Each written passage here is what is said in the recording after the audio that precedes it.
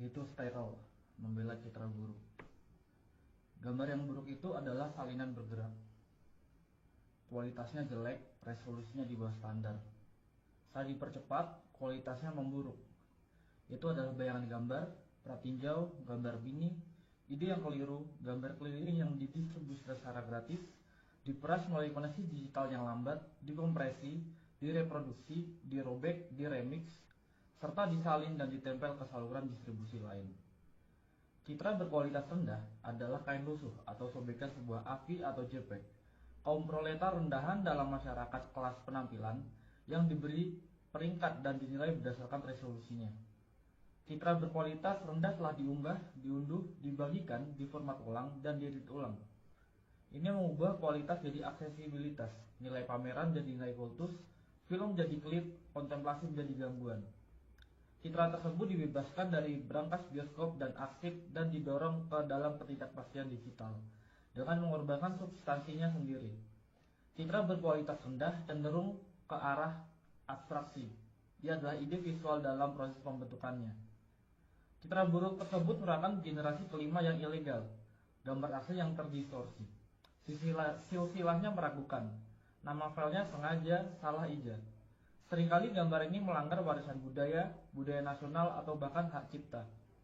Gambar ini diwariskan sebagai umpan, jebakan, indeks, atau sebagai pengingat akan bentuk visualnya di masa lalu. Gambar ini mengejek janji-janji teknologi digital. Tidak hanya seringkali terdegradasi hingga hanya menjadi buram yang terburu-buru. Bahkan orang pun ragu apakah gambar ini masih bisa disebut gambar sama sekali. Hanya teknologi digital yang mampu menghasilkan gambar yang begitu buruk seperti ini. Gambar yang buruk adalah hal yang lazim di zaman sekarang. Gambar-gambar yang terbuang dari layar, puing-puing produksi audiovisual, sampah yang terdampar di pantai ekonomi digital. Mereka menjadi saksi atas dislokasi, transfer, dan permintaan gambar yang penuh kekerasan. Percepatan dan peredarannya dalam siklus ganas kapitalisme audiovisual. Gambar-gambar yang buruk diseret ke seluruh dunia sebagai komoditas atau perwujudannya, sebagai hadiah atau sebagai anugerah. Mereka menyebarkan kesenangan atau ancaman kematian, teori konspirasi atau bajakan, perlawanan atau kebodohan. Gambar-gambar yang buruk menunjukkan hal yang langka, yang jelas, dan yang tak terbayangkan, yaitu jika kita masih mampu menguraikannya. 1. Resolusi rendah. Dalam salah satu film Woody Allen, karakter utamanya tampak buram. Ini bukan masalah teknis, melainkan semacam penyakit yang menimpanya. Citranya selalu kabur. Karena karakter Allen adalah seorang aktor, ini menjadi masalah besar. Ia tidak dapat menemukan pekerjaan. Kurangnya kejelasan citranya berubah menjadi masalah misteri. Kejernihan diidentifikasi sebagai posisi kelas, posisi yang nyaman dan istimewa. Sementara keburaman menunjukkan nilai seseorang sebagai sebuah citra. Namun, hierarki gambar kontemporer tidak hanya didasarkan pada ketajaman, tetapi juga dan terutama pada resolusi. Lihat saja toko elektronik manapun dan sistem ini, yang dijelaskan oleh Harun Faroqi dalam sebuah wawancaranya yang penting tahun 2007 menjadi sangat jelas. Dalam masyarakat gambar, peran sebagai toko unggulan. Di toko unggulan, sinema mengambil produk-produk kelas atas dipasarkan dalam lingkungan yang mewah. Turunan yang lebih terjangkau dari gambar yang sama beredar sebagai DVD, di televisi siaran atau daring, sebagai bentuk yang berkualitas buruk. Jelas, gambar beresolusi tinggi terlihat lebih cemerlang dan mengesankan, lebih mimikri dan magis, lebih menakutkan dan menggoda daripada gambar yang buruk. Bisa dibilang, gambar beresolusi tinggi lebih kaya. Kini, bahkan format konsumen pun semakin beradaptasi dengan selera para pecinta film dan penikmat estetika yang bersikeras menggunakan film 35 mm sebagai jaminan visualitas yang murni. Penekanan pada film analog sebagai satu-satunya media yang penting secara visual bergema di seluruh wacana tentang sinema, hampir tanpa mempedulikan nuansa ideologisnya. Tidak pernah menjadi masalah bahwa ekonomi produksi film kelas atas ini dan masih berakar kuat dalam sistem budaya nasional, produksi studio kapitalis, kultus kejeniusan yang sebagian besar laki-laki dan versi asli dan karenanya seringkali konservatif dalam struktur dasarnya. Resolusi diagungkan seolah-olah ketiadaannya sama dengan pengibirian sang pengarang. Pemujaan terhadap ukuran film mendominasi bahkan produksi film independen. Citra yang kaya tersebut menciptakan hierarki tersendiri dengan teknologi baru yang menawarkan semakin banyak kemungkinan untuk secara kreatif merusak citra tersebut. 2. Kebangkitan sebagai gambaran yang buruk. Namun, bersikeras pada penggunaan gambar yang kaya juga memiliki konsekuensi yang lebih serius. Seorang pembicara dalam konferensi esai film baru-baru ini menolak untuk menampilkan cuplikan dari karya Humphrey Jennings karena tidak tersedia proyektor film yang memadai. Meskipun pembicara memiliki pemutar DVD dan proyektor video standar, para hadirin dibiarkan membayangkan seperti apa tampilan gambar-gambar tersebut. Dalam kasus ini, ketidakjelasan gambar tersebut disebabkan oleh kurang lebih bersifat sukarela dan berdasarkan premis estetika. Tetapi hal ini menjadi padanan yang jauh lebih umum berdasarkan konsekuensi kebijakan neoliberal. 20 atau bahkan 30 tahun yang lalu, restrukturasi neoliberal, produksi media mulai perlahan-lahan mengaburkan citra non-komersial, hingga pada titik di mana sinema eksperimental dan esai hampir tidak terlihat. Karena jadi sangat mahal, biaya untuk terus memutar karya-karya ini di bioskop sangat mahal, sehingga dianggap terlalu marginal untuk ditayangkan di televisi. Dengan demikian, karya-karya tersebut perlahan menghilang bukan hanya dari bioskop, tetapi juga dari ruang publik. Esai video dan film eksperimental sebagian besar tetap tidak terlihat kecuali beberapa pemutaran langka di Museum Film Metropolitan atau klub film yang diproyeksikan dalam resolusi aslinya sebelum menghilang lagi ke dalam kegelapan arsip.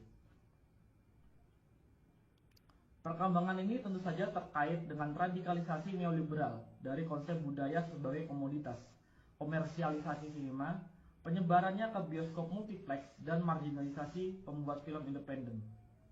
Hal ini juga terkait dengan restrukturasi industri media global dan pembentukan monopoli atas audiovisual di negara atau wilayah tertentu. Dengan cara ini, materi visual yang resisten atau non-konformis menghilang dari permukaan ke dalam ruang bawah tanah berupa arsip dan koleksi alternatif yang hanya dipertahankan oleh jaringan organisasi dan individu yang berkomitmen yang akan mengedarkan salinan VHS bajakan di antara mereka sendiri. Sumber untuk ini sangat langka. Aset berpindah dari tangan ke tangan bergantung pada informasi dari mulut ke mulut di dalam lingkaran tertentu. Dari teman dan kolega. Dengan adanya kemungkinan untuk melakukan streaming video online, kondisi ini mulai berubah secara dramatis. Semakin banyak materi langka muncul kembali ke platform yang dapat diakses publik. Beberapa di antaranya dikurasi dengan cermat, contoh Ubu Web, dan beberapa hanya berupa tumpukan barang, yakni YouTube. Saat ini setidaknya ada 20 torrent esai film Chris Marker yang tersedia secara online. Jika Anda menginginkan retrospektif, Anda bisa mendapatkannya. Tapi ekonomi gambar berkualitas rendah lebih dari sekedar unduhan. Anda dapat menyimpan filenya, menontonnya lagi, bahkan mengedit ulang atau memperbaikinya jika Anda merasa perlu, dan hasilnya beredar. File AVI buram dari karya-karya agung yang hampir terlupakan dipertukarkan di platform P2P semi rahasia. Video ponsel rahasia yang diselundupkan keluar dari museum disiarkan di YouTube. DVD sayang tontonan para seniman diperdagangkan.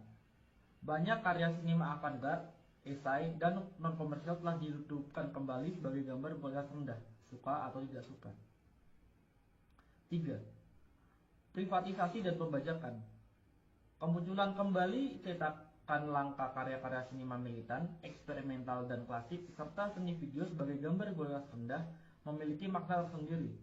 Situasi mereka mengungkapkan lebih dari sekedar isi atau tampilan gambar. Hal ini juga mengungkapkan kondisi marginalisasi mereka, konstelasi kekuatan sosial yang menyebabkan peredaran mereka secara daring sebagai citra yang buruk. Gambar-gambar berkualitas buruk disebut berkualitas buruk karena tidak diberi nilai apapun dalam masyarakat kelas gambar. Statusnya sebagai gambar terlarang atau terdegradasi memberikan pengecualian dari kriteria tersebut. Kurangnya resolusi pada gambar-gambar tersebut membuktikan bahwa gambar-gambar itu telah dirampas dan dipindahkan. Jelas, Kondisi ini tidak hanya terkait dengan restrukturasi neoliberal produksi media dan teknologi digital, tetapi juga berkaitan dengan restrukturasi pasca sosialis dan pasca kolonial negara-negara bangsa, budaya mereka, dan arsip mereka. Sementara beberapa negara bangsa dibongkar atau runtuh, budaya dan tradisi baru diciptakan, dan sejarah baru dibangun. Hal ini jelas juga mempengaruhi arsip film dalam banyak kasus. Seluruh warisan cetakan film dibiarkan tanpa kerangka pendukung budaya nasionalnya, seperti yang pernah saya amati dalam kasus Museum Film di Sarajevo. Arsip nasional dapat menemukan kehidupan selanjutnya dalam bentuk toko penyewaan video. Saya bajakan meremes keluar dari arsip tersebut melalui privatisasi yang tak terorganisir. Di sisi lain, bahkan perusahaan Inggris pun menjual isinya secara online dengan harga yang sangat tinggi. Seperti yang dicatat oleh Kotwo Esun, citra buruk beredar sebagian karena kekosongan yang ditinggalkan oleh organisasi perfilman negara yang merasa terlalu sulit untuk beroperasi sebagai arsip 16 atau 35 mm atau untuk mempertahankan infrastruktur distribusi apapun di era kontemporer. Dari perspektif ini, citra buruk mengungkapkan penurunan dan degradasi esai film atau bahkan sinema eksperimental dan non-komersial apapun yang di banyak tempat dimungkinkan karena produksi budaya dianggap sebagai tugas negara. Privatisasi produksi media secara bertahap menjadi lebih penting daripada produksi media yang dikendalikan atau disponsori negara. Namun di sisi lain, privatisasi konten intelektual yang merajalela bersama dengan pemasaran online dan komodifikasi juga memungkinkan pembajakan dan pengambilalihan. Hal ini menimbulkan peredaran citra buruk. 4. Sinema yang tidak sempurna. Muncul citra yang buruk mengingatkan kita pada manifesto ketiga klasik untuk sinema yang tidak sempurna karya Juan Garcia Espinosa yang ditulis di Kuba pada tahun 1960-an. Espinosa berpendapat untuk sinema yang tidak sempurna karena menurutnya sinema yang sempurna secara teknis dan artistik mahir hampir selalu merupakan sinema reaksioner. Sinema yang tidak sempurna adalah sinema yang berupaya mengatasi pembagian kerja dalam masyarakat kelas. Ia menghubungkan seni dengan kehidupan dan sains, membutuhkan perbedaan antara konsumen dan produsen, penonton dan pengarang. Ia bersikeras pada identitasnya sendiri. Ketidaksempurnaan populer tapi bukan konsumerisme dilakukan tanpa menjadi birokratis. Dalam manifestonya, Espinosa juga merefleksikan janji-janji media baru. Ia dengan jelas memprediksi bahwa perkembangan teknologi video akan membahayakan posisi elitis para pembuat film tradisional dan memungkinkan semacam produksi film massal, seni rakyat. Seperti ekonomi gambar yang buruk, sinema yang tidak sempurna mengurangi perbedaan antara penulis dan penonton serta menggabungkan kehidupan dan seni. Yang terpenting, visualitasnya sangat terkompromikan, buram, amatir, dan penuh artefak.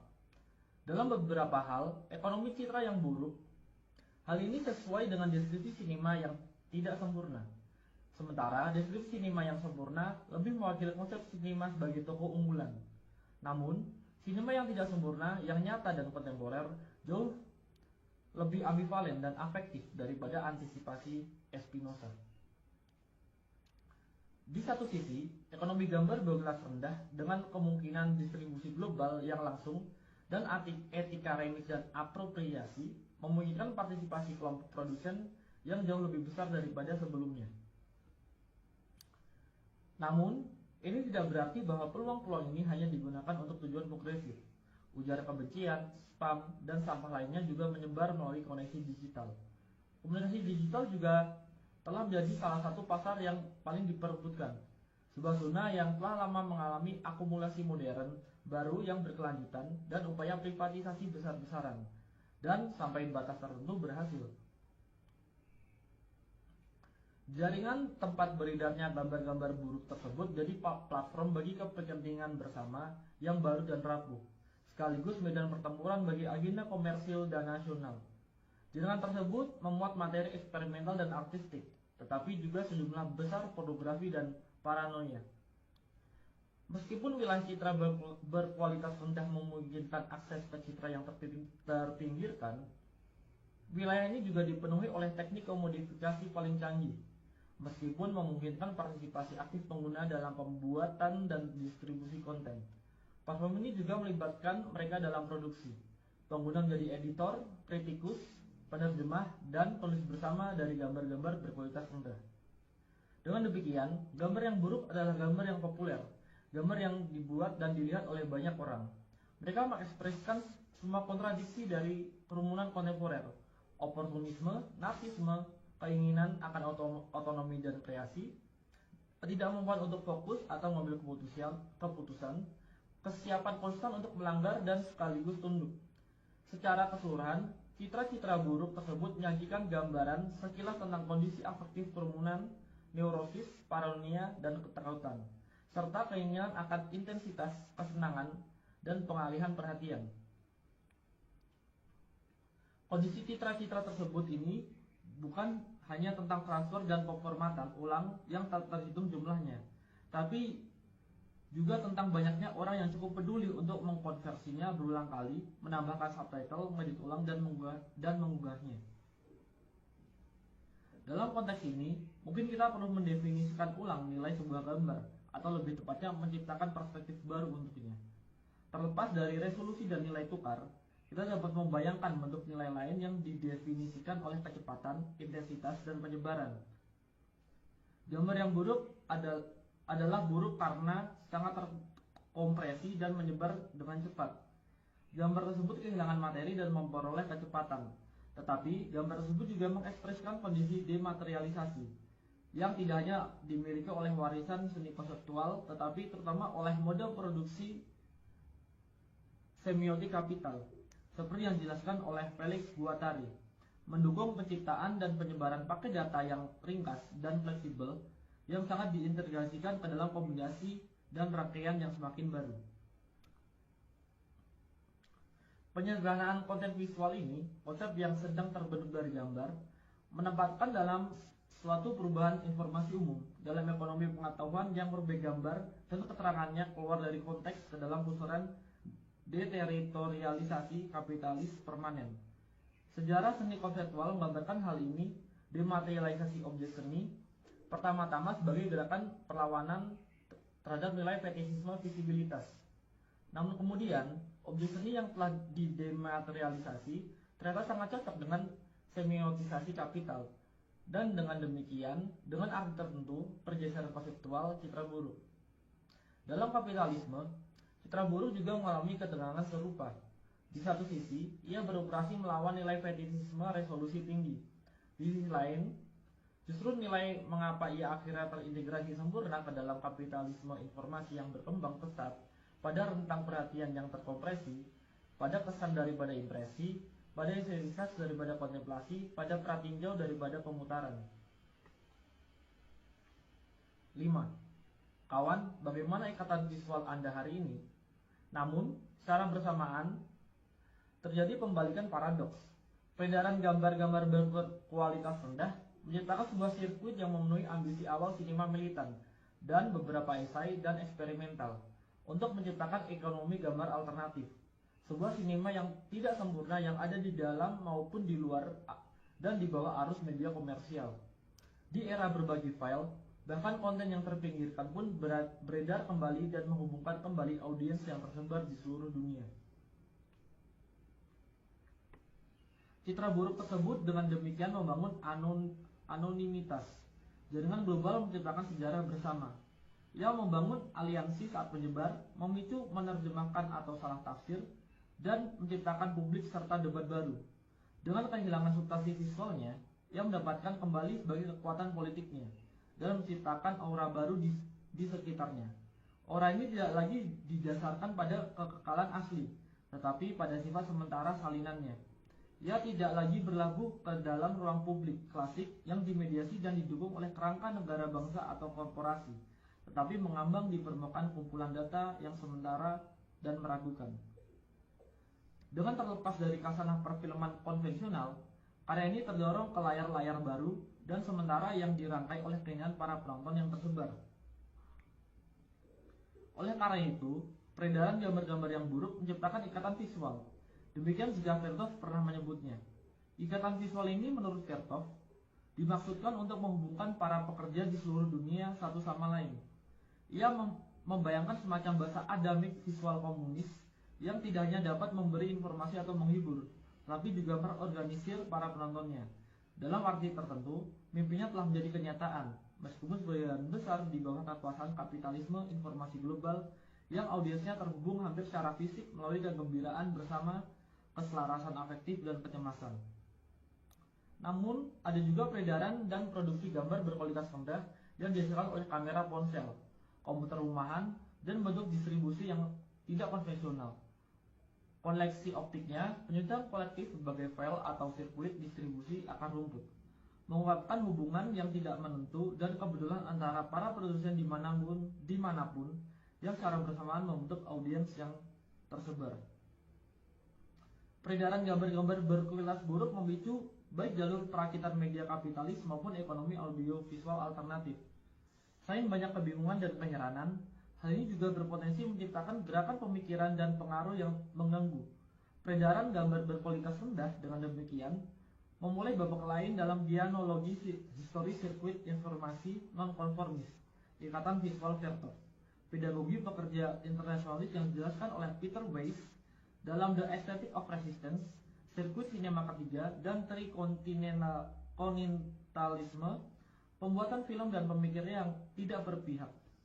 Gambar berkualitas rendah, betapapun ambivalennya statusnya, dengan demikian mengambil tempat dalam dianologi pamflet yang disalin karbon, film agitprop kereta api, majalah video bawah tanah, dan materi nonkonformis lainnya, yang secara estetika sering menggunakan materi berkualitas rendah. Selain itu, hal ini juga mengaktualisasikan kembali banyak gagasan historis yang terkait dengan sirkuit-sirkuit ini. Antara lain, gagasan Vertov tentang ikatan visual. Bayangkan seseorang di masa lalu dengan baret bertanya kepada Anda, "Kawan, apa ikatan visual Anda hari ini?" Anda mungkin menjawab, "Ini adalah tautan ke masa kini." 6. Sekarang. Citra buruk tersebut mewujudkan nasib setelah kematian banyak mahakarya sinema dan seni video di masa lalu. Karya-karya tersebut telah diusir dari surga terlindungi yang tampaknya pernah menjadi milik sinema. Setelah dikeluarkannya dari arena budaya nasional yang terlindungi dan seringkali proteksionis, dibuang dari peredaran komersial, karya-karya ini menjadi pengembara di tanah tak bertuan digital, terus-menerus mengubah resolusi dan formatnya, kecepatan dan medianya, bahkan terkadang kehilangan nama dan kredit di sepanjang jalan. Sekarang banyak dari karya-karya ini kembali sebagai gambar yang buruk, saya akui. Tentu saja orang bisa berpendapat bahwa ini bukanlah yang asli, tetapi kemudian, tolong siapapun, tunjukkan kepada saya yang asli. Citra buruk tersebut bukan lagi tentang hal yang sebenarnya yang asli dan orisinal. Sebaliknya, ini tentang kondisi eksistensinya yang nyata, tentang sirkulasi kerumunan, penyebaran digital, temporalitas yang terpecah-pecah dan fleksibel. Ini tentang pembangkangan dan mengappropriation, sama seperti tentang konformisme dan eksploitasi. Singkatnya, ini tentang realitas.